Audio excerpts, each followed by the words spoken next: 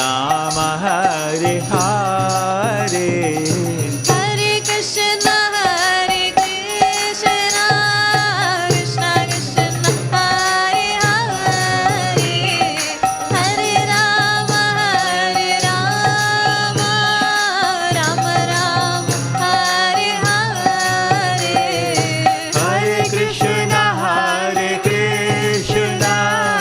Krishna Krishna Hare Hare Hare Rama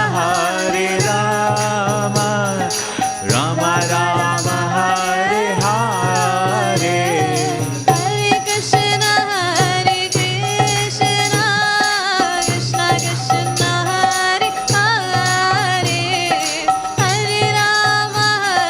Rama Rama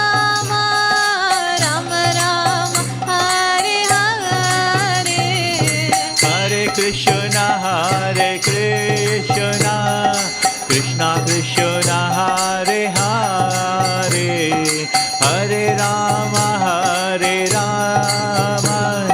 Rama Rama Hare Hare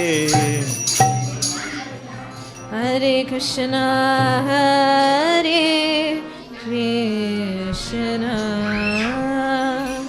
Krishna Krishna Hare Hare Hare Rama Rama Rama Hare Hare Hare Krishna Krishna Krishna Krishna Hare Hare Hare Rama Rama Rama Hare Hare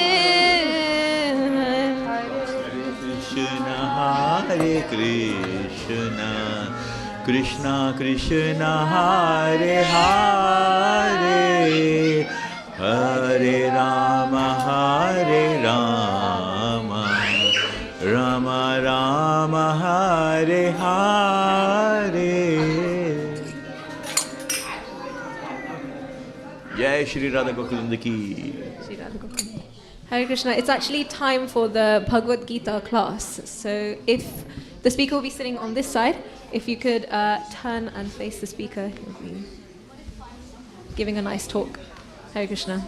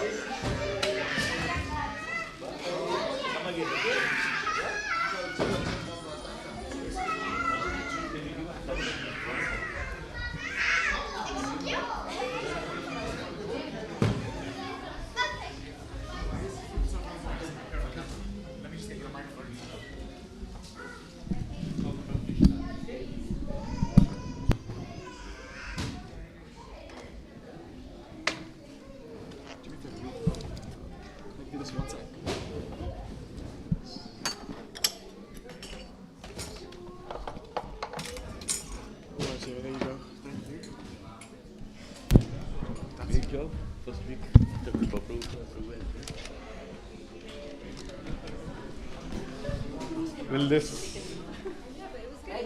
This one. Oh, okay.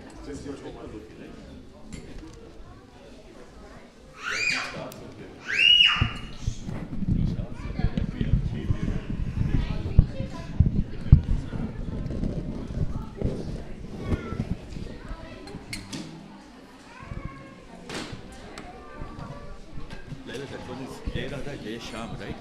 I couldn't hear.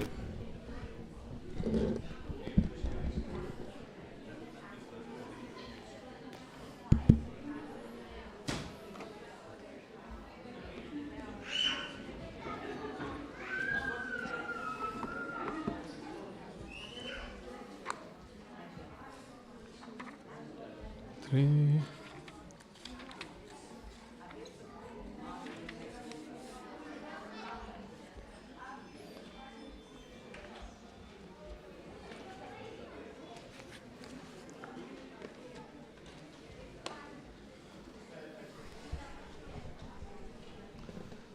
Welcome and thank you everyone for joining today's discussion on Bhagavad Gita.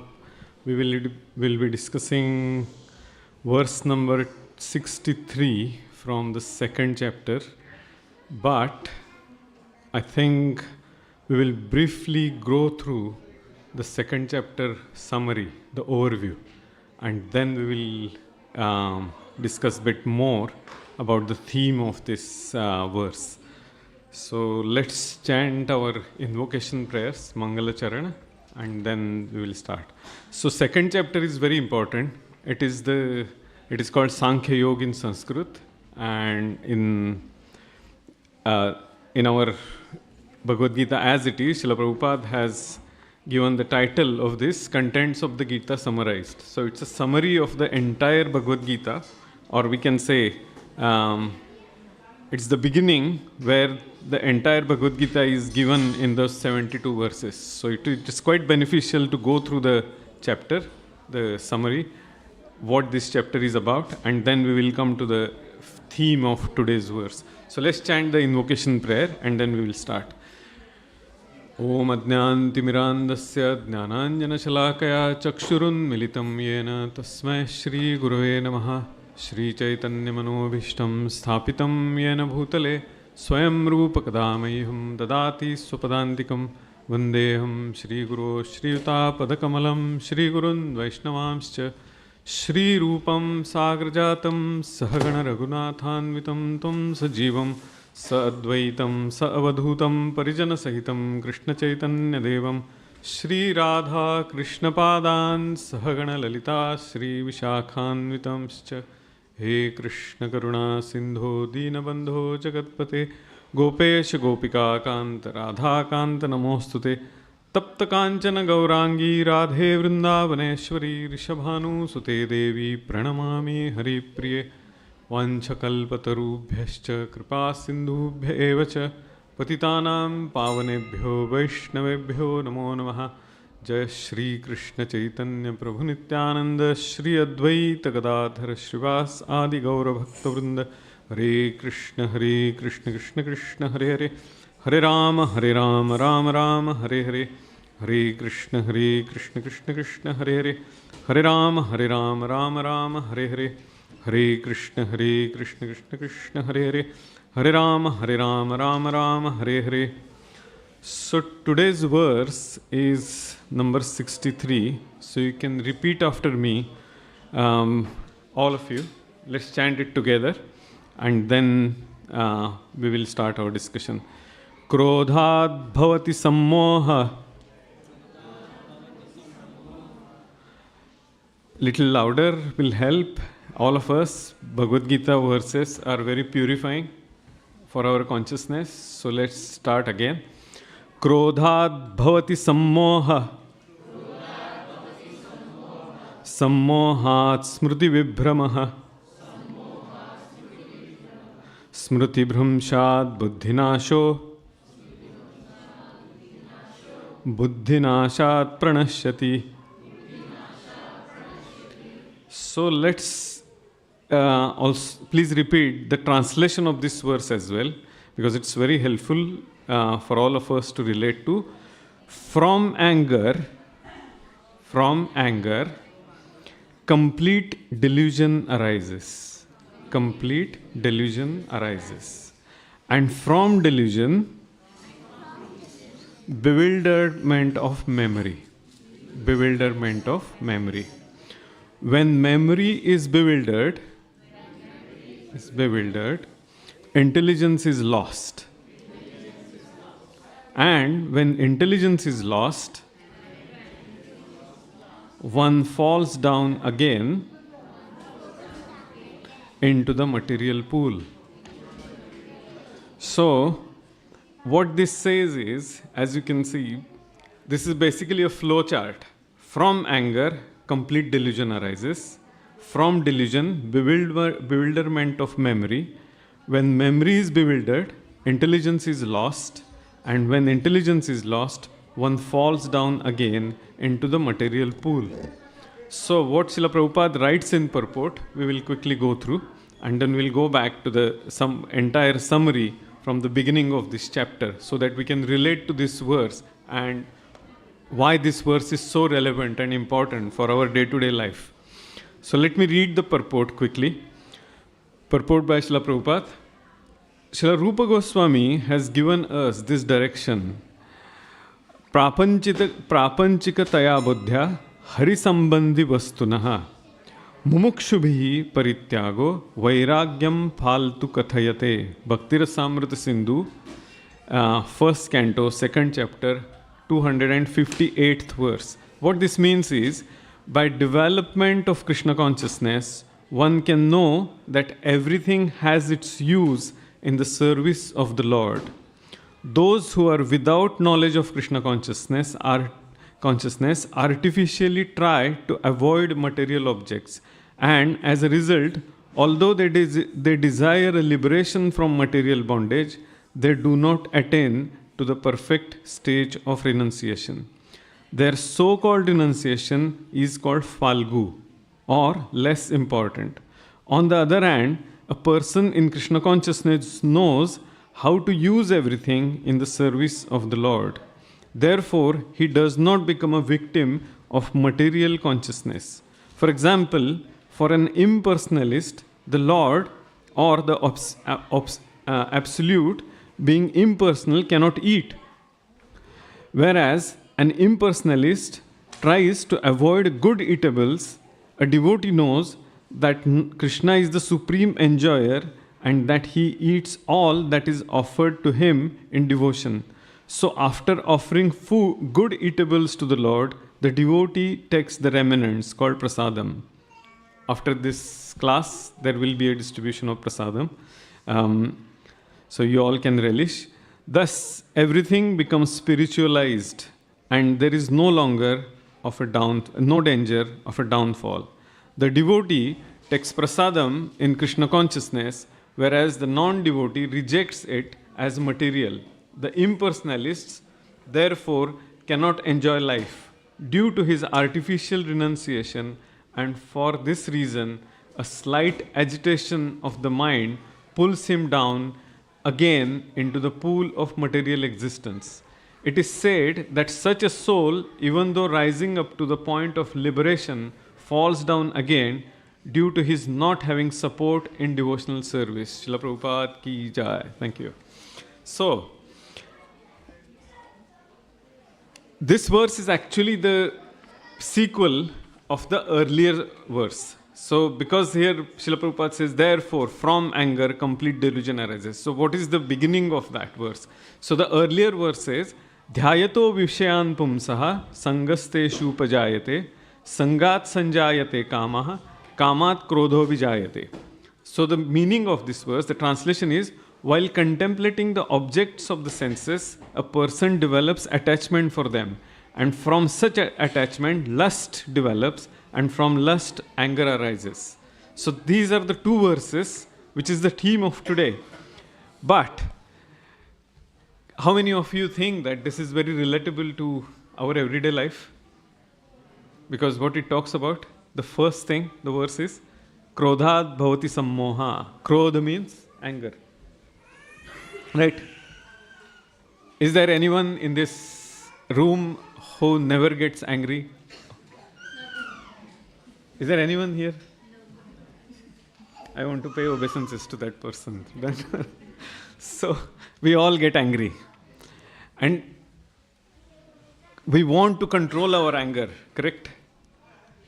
We don't want it. Because after anger, we get angry, and when that we cool down, we realize that I made a mistake. We say something wrong, we do something unnecessary activities, lot of things. And this verse, today's verse, is related to that.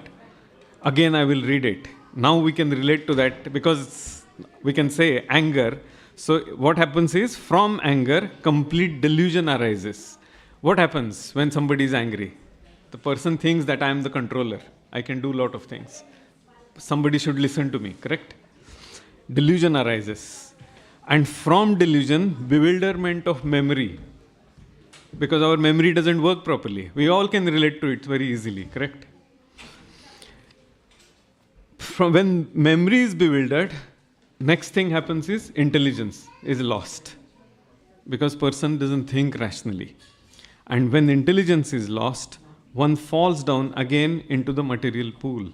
So, let's consider an example of somebody who has committed an offense or crime. When that person is in prison, and if we go and talk to that person, he will be normal, right? Usually they speak properly and all that. And if someone asks him, so why did you do this? Some crime or some offense. And that person, what will be the common answer? Because I was angry, right? There was anger.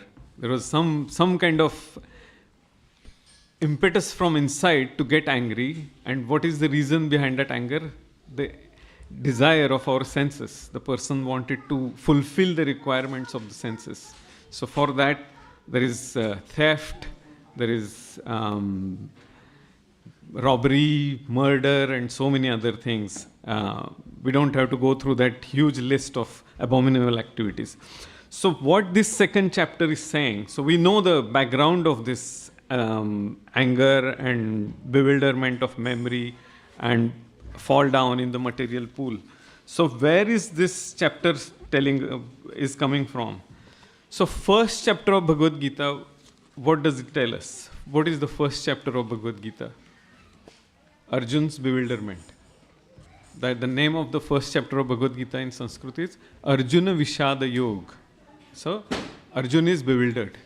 He's there in front of the army and he's saying, I don't want to fight. And he gives the reason that this is morally incorrect, socially there will be loss, and women will be unprotected, and there will be a destruction in society, and he gives lots of reasons. The whole first chapter talks about why he doesn't want to fight. So that in the second chapter, if you have read the first chapter, Krishna doesn't speak in that chapter at all. It's only first verse is Dharma Kshetriya Kurukshetriya. Everyone knows that. Dhritarashtra Uvacha. He's asking question. Then Sanjay Uvacha. He's saying what is happening. And it is that then what Duryodhan says and what Arjun is saying and all that. That is all the first chapter. Second chapter onwards, then Krishna starts talking. He speaks in that. And this is the verse. Before that, what happens is let's go through the little bit of summary of the sections of the second chapter, because second chapter is giving us an idea of what's happening further from third chapter to 17th chapter onwards, because 18th chapter is again the summary, the concluding summary of Bhagavad Gita. So what is there from third chapter to 17th chapter, that we will quickly go through. So 1 to 10, verse number 1 to 10. What is in that? Arjuna's indecision and accepting Krishna as his spiritual master. Correct? So what he says in 2.7, Karpanya dosho pahatas svabhava. So I'm a miserly person. Prachhami tvam dharma sammudha chetaha. I'm a fool and I'm surrendering to you. Please accept me as your disciple. And you are my spiritual master. Seventh verse. Then what happens? Krishna chastises Arjuna. He says, you are a fool. You are a klaibya. You are a third gender. Because he disapproves this so-called compassion on the battlefield of Kurukshetra. And then the next, Arjun asks further doubts and he expresses his compassion. And then Arjun says, okay, I am surrendering to you. Please guide me. So that is from 1 to 10. 11 to 30 is basically a Jnana Yoga. It's a section where Krishna is giving Arjuna the knowledge, which is the Sankhya. What is Sankhya Yoga? Sankhya Yoga is analysis between matter and spirit, body and matter. The body means our spirit, the soul, the reasoning behind existence of this body. So what Lord is telling there? So all souls are eternal and body is temporary. Bodies only change and there is no reason for lamentation. Then Krishna is telling him, tolerate these dualities. And equanimity is eligibility for liberation. Bodies change. Vansansi jirnani yatha vihaya, the famous verse. So it's like clothes. Vansansi jirnani yatha vihaya, navani guhyari naroparani. He's saying that bodies change like our clothes. When our clothes gets torn, not useful, what do? We just get rid of it and buy new one. So same way, when our soul cannot use this body for the requirements, for fulfilling our needs, then what happens? The soul leaves the body. So that's what Krishna is telling us in this section. And then he says, Ascharyavat, what is that? Soul is very wonderful. He gives the qualities of the soul. You can't cut into pieces, it can't be burned by the fire, it can't get moist by water, because those are all material elements. And soul is a spirit. So that's from 11 to 30. So we are going to the next section, 31 to 37, where Lord is telling Sakama Karma Yoga. Means what? Prescribed duties. We are here in this body for some purpose. Yes, this Prabhuji is you go to work, you have your family, and all of us, we do that. So we have our prescribed duty, correct? Mothers have their prescribed duty, fathers have, child has. So that's what we do. And that is how to do it. It is given, that is given in the Vedic scriptures, that is called Sakam Karma Yoga. That will open door. If someone does their duty properly, diligently, it will open doors to the heaven, because you are doing it properly. It's like in a job, if you do your job very properly, very diligently, what happens? You get promotion, you get higher salary. It's the same here, principle. By avoiding the fight, there will be infamy, because you are not following your dharma. He's a kshatriya. He's the administrator. So Lord is saying, there will be infamy, criticism, and it's a sin. So all of us have to act, and we have to perform our duties. So and then Krishna gives a very important lesson here at the end of this section. He says, victory or defeat will take you to the higher destination, because you are doing your job properly, you are doing your duty properly. So imagine in the society, everyone does their work, their prescribed duty very diligently, very properly. How the society will function? Properly, right? But if people do someone else's job, and that too not properly, there will be a problem. So that's what this section is teaching us. 38 to 53 goes to the higher principle. What it is? Nishkam Karma Yoga. Sakam Karma Yoga is following the prescribed duties. Nishkam Karma Yoga, or it is also called Buddhi Yoga. What is the meaning of yoga in Sanskrit? Anyone? Those who have done little bit of study in Vedic mathematics, there is for addition and subtraction, the Sanskrit word is yoga, viyog. Yoga means addition. Viyog means subtraction. So, Buddhi Yoga, intelligence, connecting that Buddhi Yoga to someone. Whom to connect? To the Lord, to Krishna. Correct? So, Nishkam Karma Yoga, now you can imagine what Nishkam Karma Yoga is telling us. That the detachment, the importance of detachment is a theme of this section 38 to 53. So, dutifully fight, and there will be no sin, because you are not fighting for yourself. That's first point. There is no loss. And I have given you the intelligence, Krishna says. So everything you are doing, do it for me. So that's very important principle here. And then how to practice that Nishkam Karma Yoga, and benefits of acting in that Buddhi Yoga, using your intelligence for the service of the Lord. So that is this section. Now we are coming to today's theme, that 54 to 72 is the last section of this chapter, of this summary study, summary of Bhagavad Gita. So there is a concept called Sthita Prajna. Sthita Prajna means what? The qualities of the liberated soul, who is unaffected by the material miseries and happiness. Interesting bit is, if there is happiness, everyone wants happiness, right? What is the definition of miseries and happiness? Misery means something we get we don't want, right? And what is happiness? Yeah, you get what you want, right? So that is happiness, simple. Now, in this section, 54 to 72, Sthita Prajna is a person who has reached that at a stage, he is also called Jivana Mukta, the qualities of the liberated soul. And Arjun questions about how that Sthita Prajna is, how he looks like, what are the qualities, what he does, how he acts in the society. Very important question.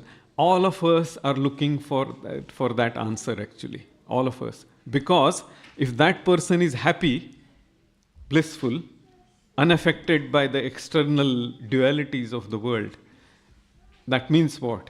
That person is free from all the anarthas, unwanted things. And that is the source of happiness. So that is called Sthita Prajna. What are his symptoms? Arjun is asking there. And what is his response to the dualities? How he acts when there is, and there is, Krishna has given in 2.14 the verse, Matra sparashastu kaunteya shitoshna sukha dukkhada agama payino nitya stam stitiksha svabharata.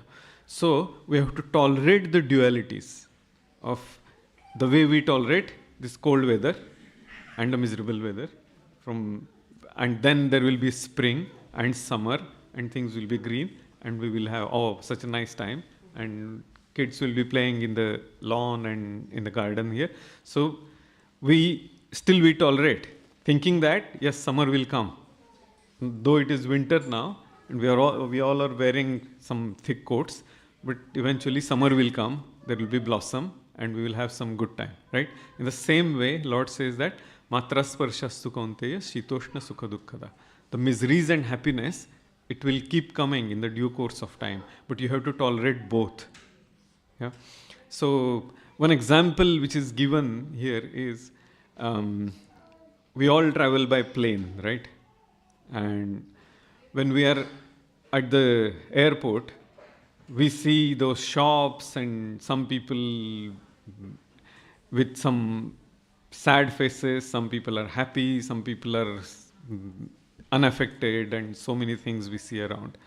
And then we board the plane, we sit there, and then the plane takes off and goes up. And when you look down, the same airport, it starts looking smaller. Those people at the airport, they don't exist for us, though they are there. Why? They don't exist for us because we can't relate to that now. We have flown away, we have gone up. So the person who can see those miseries and happiness from the bird eye view, from that aerial view, that person is unaffected. Simple example, right? We can relate to it so easily. So that's what this section is telling us. Especially the one we are talking about today, verse number 62 and 63. So here, Arjun and Krishna is talking about the sense control. How person withdraws his senses like a tortoise. Tortoise, what it does? If there is anything dangerous, then all the 4 legs, it just withdraws. It goes into the shell. So like that, we should be unaffected by all the external circumstances. That's what Lord is telling here. And that's the example. Sense control is difficult even for wise. So how to control the senses? And for that, the answer is higher taste. But possible by what? We can't remain inactive. Just silent meditation, if someone says you can just sit down and keep meditating all day long, it will be quite boring because you can't do it for a long time. So there has to be action. What is that action? Action is bhakti. Bhakti is not very sitting down and doing. Bhakti is always active. It's action. So whatever we do, we need to relate it to the supreme happiness, to Krishna. And that's what this section is about. 64 verse, today we are discussing up to 63, but 64th verse onwards, Ragadveshva Vimuktaistu Vishaya Nindriyescharan Atma Vaishyair Vidheyatma Prasadam Adhigacchati. This verse onwards, these are the qualities of the liberated person. It is the description of the Sthita Prajna. So, when I think you all have a copy of Bhagavad Gita at your home. Now we have gone through what the second chapter of Bhagavad Gita is. Easy thing you can do is just go through the verses, the translation first, and then one by one you can start reading. Second chapter is very important. How many of you have gone to the Bhagavad Gita walk around the lake? You? Anyone else? Okay, nice. So, if you have observed there, most of the verses are from the second chapter, right? Agree? Most of the verses are from second chapter. Last, I think, maybe 5 or 6 verses, 7, 9 chapter comes. But most of the verses are from second chapter. Why? Because it's a summary. So second chapter will give you an excellent overview of what Bhagavad Gita is and what the objective should be. So it's not very difficult to understand. Krodhat is today's verse. Krodhat bhavati sammoha. What is in Sanskrit, krodhat or sammohat means inside. Somebody is controlled by the anger. Sammohat, somebody is controlled by the delusion. So that's why this krodhat, sammohat is here. And why Srila Prabhupada brings this particular verse, Bhaktira Samrddha Sindhu, Prapanchikataya Buddhya Harisambandhi Vastunaha. So Vairagya, I'm sure all of you have today, what is the hot topic in India in terms of the spiritual journey? Kumbh Mela. Yes? Okay. So, Kumbh Mela, why people go there and why are they taking the holy dip? What's the reason? Yes? Yes, pray to God. There are some other reasons. Anyone else? Yes. Yes, agree. Clean themselves. Clean holy bath. So, wash away the sins. Yes. So, we want to be sin-free. That means what? There should not be a bad karmic reaction to me and I want to be happy. Correct? Legitimate desire of every living entity to be happy. There's nothing wrong in that. So, but some people, they want to be happy externally, but internally, that the propensity to commit sins, it doesn't go away. Correct? Why? What's the reason? Why that propensity doesn't go away? Externally, okay. Somebody is fallen in some dirt and that person takes bath and becomes clean. But the possibility to fall in the dirt again is always there, correct? So what needs to be done? To move from tamasic to rajasic to sattvic guna, that will change the constitution of the mind and soul. Yes. And then we can Very nice, very nice. So, very important point. So, if we try to simplify a little bit, what this Prabhu was saying is you have to move away from that dirt. You have to go to the cleaner place. So, Sattvic Gun, the mode of goodness, is a cleaner place. So, that's where person should be located. And then, automatically, there will be clean thoughts. You will do the clean activities. And as we talked about the second chapter's summary today, that Nishkam Karma Yoga, first is Sakam Karma Yoga. Yes, follow your duties diligently as per the scriptural laws, but higher than that, do your duties without expecting the fruits. Do it for the Lord. Connect yourself to the Lord. So that is Nishkam Karma Yoga. Interesting enough, there is a river, Falgu. Today's verse, the Rupa Goswami writes there, says this verse. Does anyone know what is the meaning of Falgu? How many of you are here who have visited Bihar? Great. There is a river called Falgu. You know that? Near Gaya. Yeah. So interesting part of that river is, if externally it looks like a dried up river, but if you put your hand little bit down, you will feel there is a current under that. So externally it feels like it's just a sand bed. But little bit down, maybe this much of hand down, and people can feel there is a current. There is a water there. And the whole ecosystem is there. So, Falgu Vairagya means externally the person is very renounced, but inside there is a flow of desires all the time. I want to do this, I want to do that, and so many things. So that is why this is in Sanskrit it is called Upma Alankar. It's an analogy given here. It's the Vairagya, that false renunciation should not be there. The renunciation should come from heart.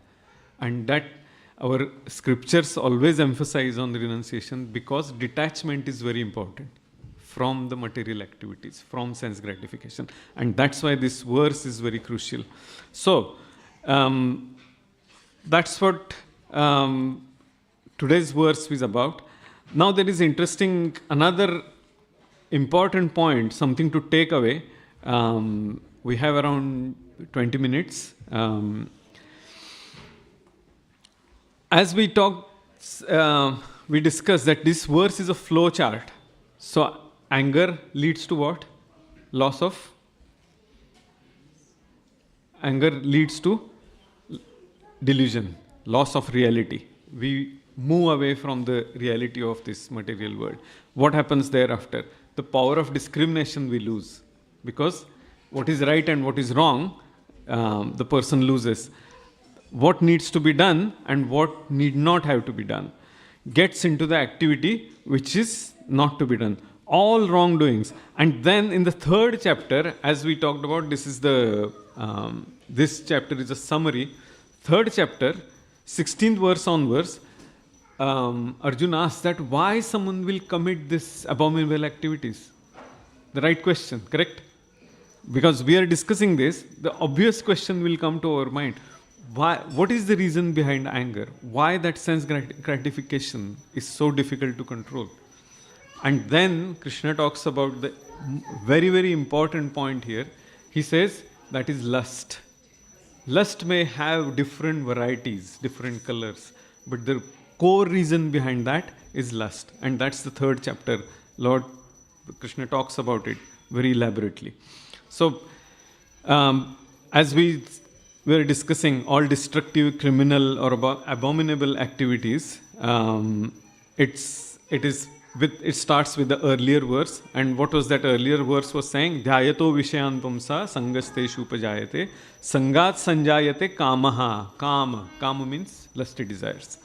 Kamat krodho vijayate. So, falling down from... Now, what needs to be done? That verse is giving us a clue. What is that clue? The earlier verse, Dhyayato vishayan pumsa sangasteshu upajayate. So let me read the translation and that will give a clue. While contemplating the objects of the senses, a person develops attachment for them, and from such attachment lust develops, and from lust anger arises. Got it? So, next verse, let's read the translation only. From anger, complete delusion arises, and from delusion, bewilderment of memory, When memory is bewildered, intelligence is lost, and when intelligence is lost, one falls down again into the material pool. Flowchart complete? End to end? Started with what? Contemplating the objects of senses. For example, somebody says, something is beautiful. Is it a meaningful statement? Something is beautiful. Is it a meaningful statement? No. There has to be an object, correct? Some garden is beautiful, some girl is beautiful, or some garland is beautiful. The object has to be there. And if we go back to this verse here, while contemplating the object of the senses. So, for our sense gratification, there has to be an object. A person develops attachment for them. And from such attachment, lust develops, and from lust, anger develops. So anger arises. What that means? When lusty desires are fulfilled, the person will start demanding more. And if it is not fulfilled, there will be frustration. So that's what these two verses are talking about. And Srila Prabhupada here in this purports, he's telling us do's and don'ts.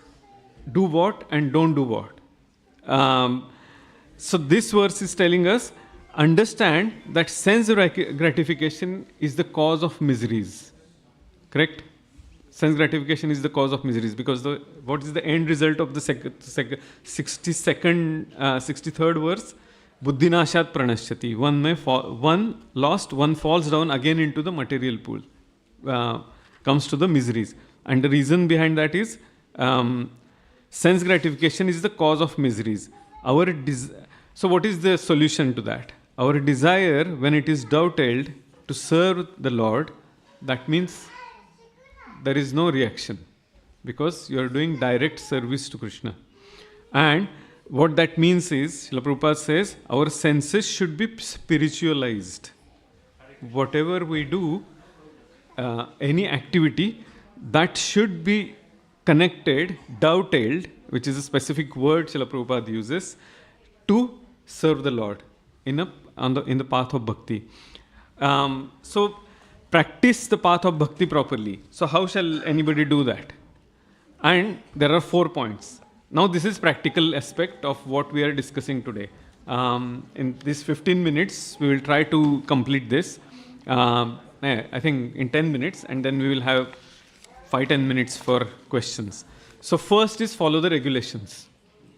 What Srila Prabhupada says, what are the 4 regulative principles? No meat eating, no gambling, because we don't want to harm any living entity.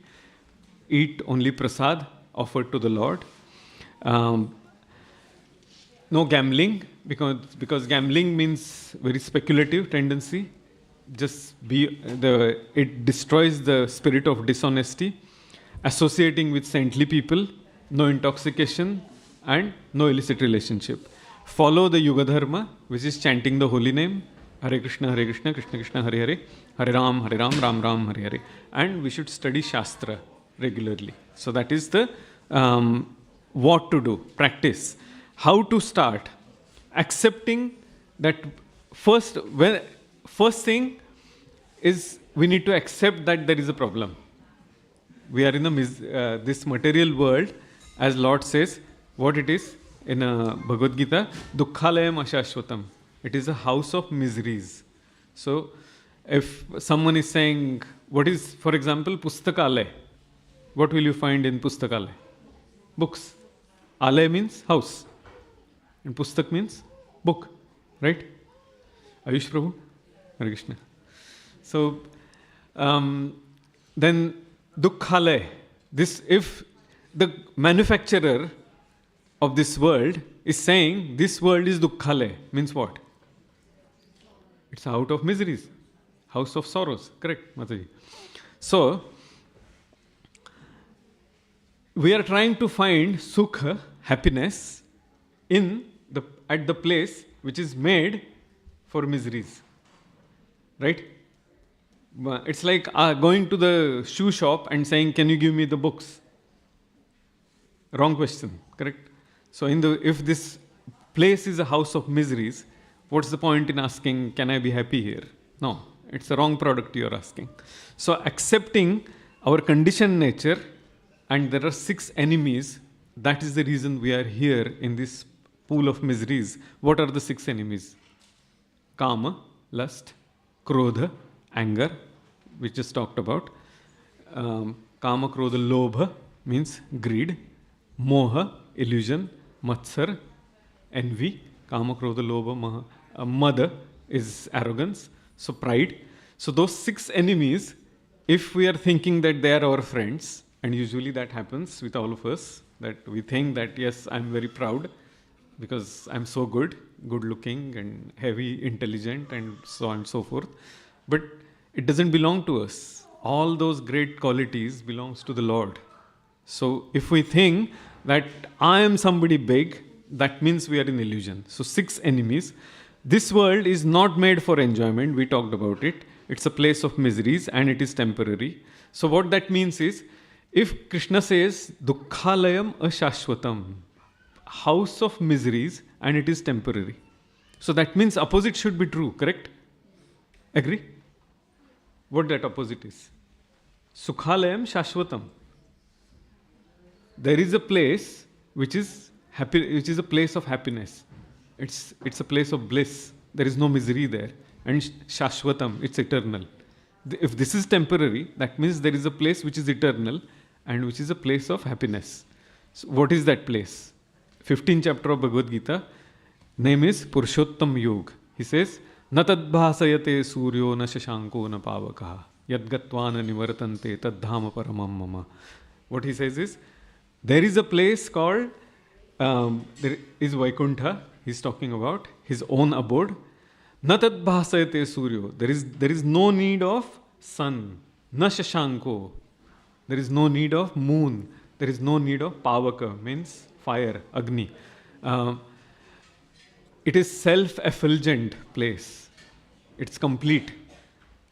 It's a conscious place. And that is called Vaikuntha. There is no anxiety and there is no misery there. Once a person who is purified enough, who is qualified enough, when the person reaches there, there is no return. You don't have to come back.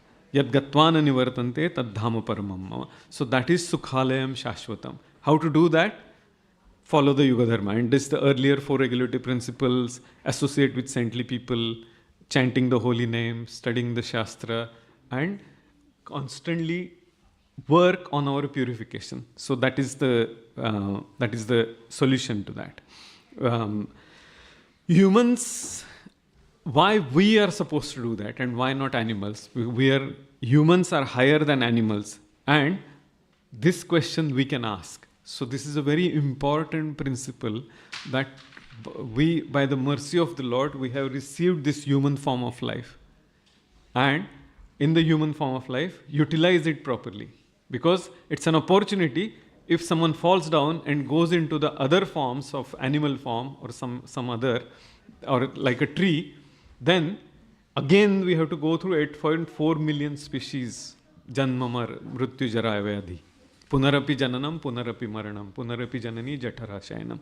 So instead of going through that, this is the time, Athato Brahma Jidnyasa, we have to come to a point that ask a question. Who am I?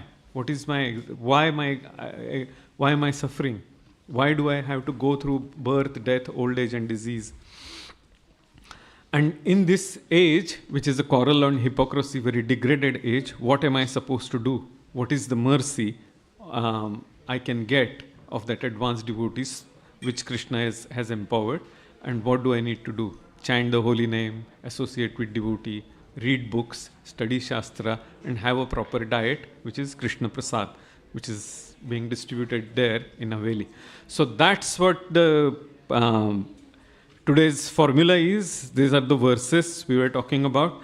So I will quickly come to one verse. Lord Brahma, who is the demigod of creation, he says one very important verse in the 10th canto of Srimad Bhagavatam. He says, Tattenu kampasu samikshamano bhunjana evatma kritam vipakam riddvakva purbhir vidadhan namaste jivetayo mukti pade sadaya bhak.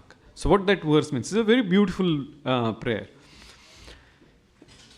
Tattenu kampasu samikshamano. He's saying to the Lord, to Krishna, with anukampa, because of your compassion, if person understand that Bhunjana evatma kritam vipakam. I am in this material world getting roasted, going through all this miseries for my own purification. Bhunjana evatma kritam vipakam.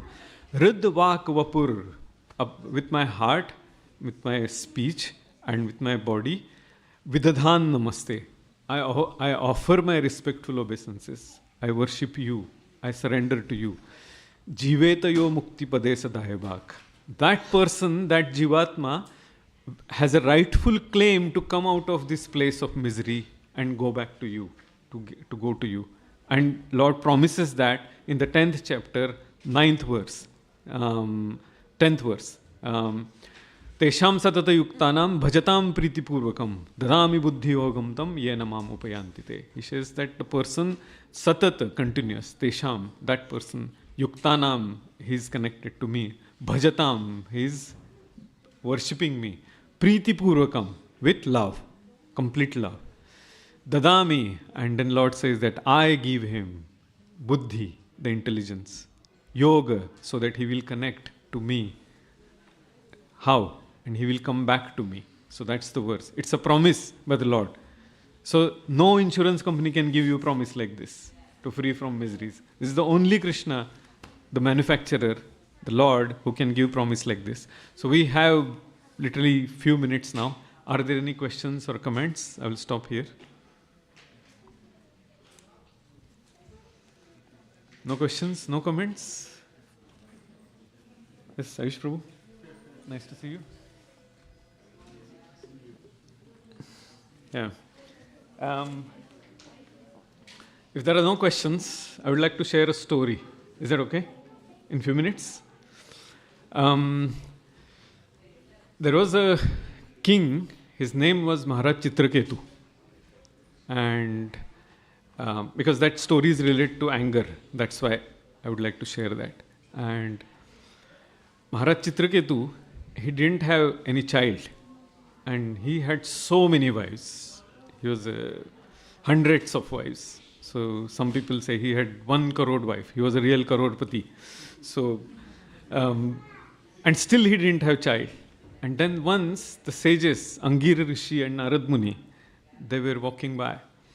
And they went to his palace. And they saw Maharaj and he worshipped them. And they said, how are you? And he was not looking very happy. So Narad Muni said, what's the problem? He said, I don't have child.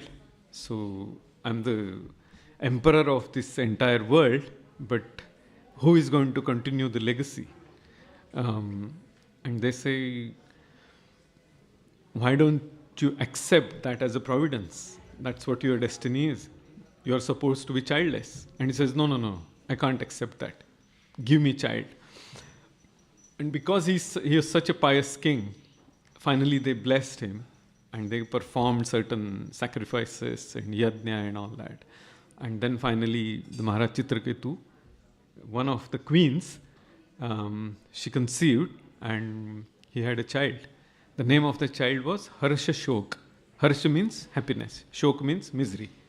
So that's the name which was given by the sages. Now that Maharaj Chitraketu was very happy, everything was according to his wish. But Angira Rishi, one of the sages, he said that this child will give you happiness as well as miseries. But he was in so much of ecstasy of that material happiness that he did not realize what that means. What happened is, after some time, that Maharaj Chitraketu started giving attention to that queen who gave him the child. And other queens became envious. And because of that, one day, all other queens decided that we will poison the child. And they did it, and the child died. Now, Maharaj Chitraketu was lamenting like anything. And he was angry, he was frustrated, and that time his that favorite queen was frustrated. And then again Narad Muni and Angir Rishi came and they said, what happened? And then the child was lying down, and then Maharaj Chitraketu said, I can't accept this. So they said, we told you that the child will give you happiness as well as misery. And then he wasn't ready to listen, so they touched the head of the child, and the child got up and he said, why have you called me back? And they said, you're our son. He said, and who are you? They said, we are your parents. He said, but which parent? I had so many parents. I was on my onward journey. So which parents are you? And then Maharaj Chitraketu's, his eyes opened. And he said, oh, okay, I made a mistake. The onward journey of that soul, I stopped. So we talked about Vamsamsi Jirnani Yathavyaya, the onward journey. The soul just changes the clothes. So that is all related.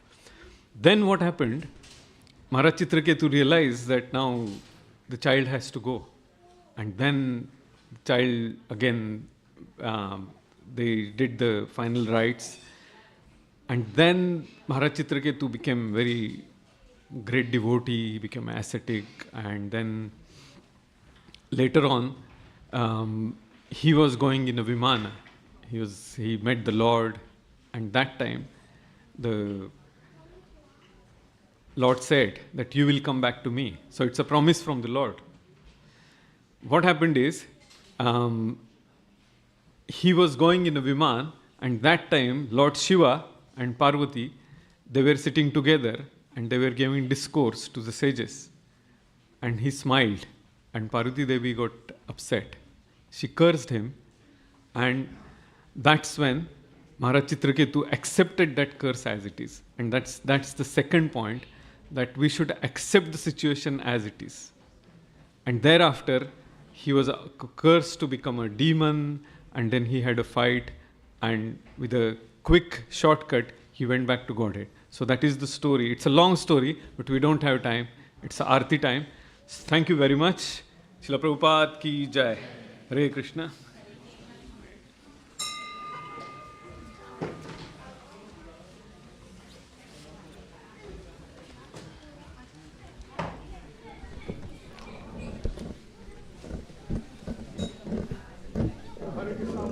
Everybody, please take your mat with you. When you go put it in the corner. Yes, take the mat. So just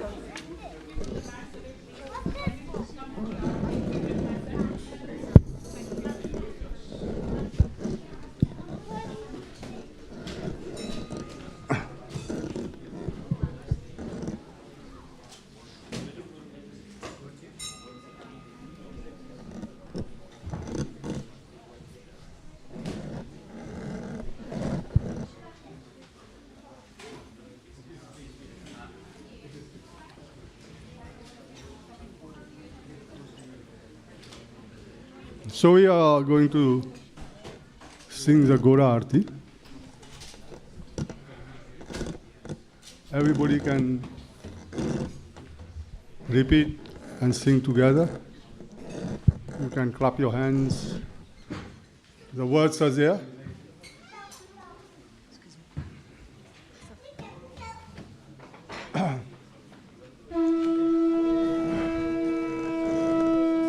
Jaya Goranitai, Goranitai, Goranitai, Jaya Goranitai.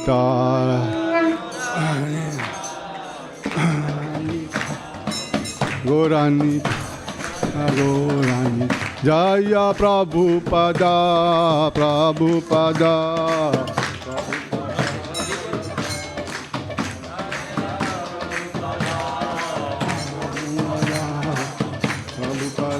Jaya Prabhupada.